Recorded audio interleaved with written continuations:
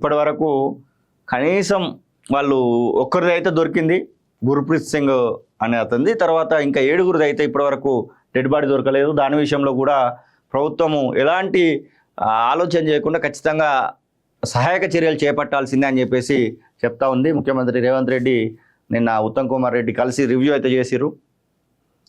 అదలా ఉంటే కేసీఆర్ అసెంబ్లీ సభ్యత్వాన్ని రద్దు చేయండి, సీఎంకు సిద్దిపేట డీసీసీ అధ్యక్షుడు నర్సారెడ్డి ఆధ్వర్యంలో విజ్ఞప్తి. గవర్నర్ కార్యాలయంలోనూ వినతి పత్రం ఇచ్చారు. అసలు దారుణమైనటువంటి విషయం ఏంటంటే నిన్న ముఖ్యమంత్రి ఇంటికి దాదాపు 2000 మంది అని వచ్చి ఉంటారు. జూబ్లీహిల్స్లోని ముఖ్యమంత్రి ఇంటికి 2000 మంది అని వచ్చి వాళ్ళు కాలినడకన వచ్చిరట. కాలినడకన వచ్చి కేసీఆర్ సభ్యత్వాన్ని రద్దు చేయాలని చెప్తా ఉన్నాం. రీజన్ ఏంటంటే మా ఎమ్మెల్యే మా గురించి మాట్లాడకుండా ఇంట్లో పంటున్నాడు. మా ఎమ్మెల్యే అసెంబ్లీలో మా గురించి మాట్లాడట్లేదు. మా ఎమ్మెల్యే కనీసం ప్రజల పక్షాన్ని ఉండాల్సినటువంటి సందర్భాన్ని గుర్తు చేసుకోవట్లేదు అనేది వారు చెప్తున్నటువంటి మాట. బీఆర్ఎస్ అధినేత గజ్వేల్ ఎమ్మెల్యే కేసీఆర్ శాసనసభ సభ్యత్వాన్ని రద్దు చేయాలని గజ్వేల్ నియోజకవర్గ కాంగ్రెస్ నాయకులు కోరారు.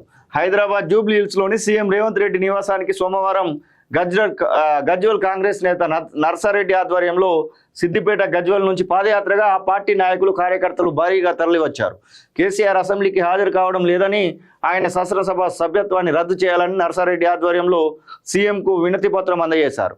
అలాగే రాజ్భవన్కు వెళ్లి గవర్నర్ జిష్ణుదేవ్ వర్మకు కూడా ఈ మేరకు వినతి పత్రం ఇచ్చారు.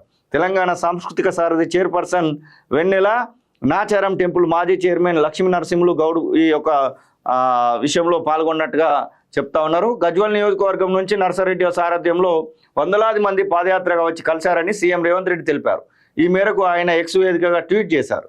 పాదయాత్రకు వచ్చే ప్రజలను చూస్తే ఆనాడు గజ్వేల్ గడ్డపై చేసిన దళిత గిరిజన దండోలా గుర్తుకు వచ్చిందని పేర్కొన్నారు. తమ శాసనసభ్యుడు కల్వకుంట్ల చంద్రశేఖరరావు అసెంబ్లీకి హాజరు కాకపోవడం వల్ల నియోజకవర్గానికి సంబంధించిన ప్రజా సమస్యలు సభలో ప్రస్తావనకు రాని పరిస్థితిపై ఫిర్యాదు చేశారని తెలిపారు.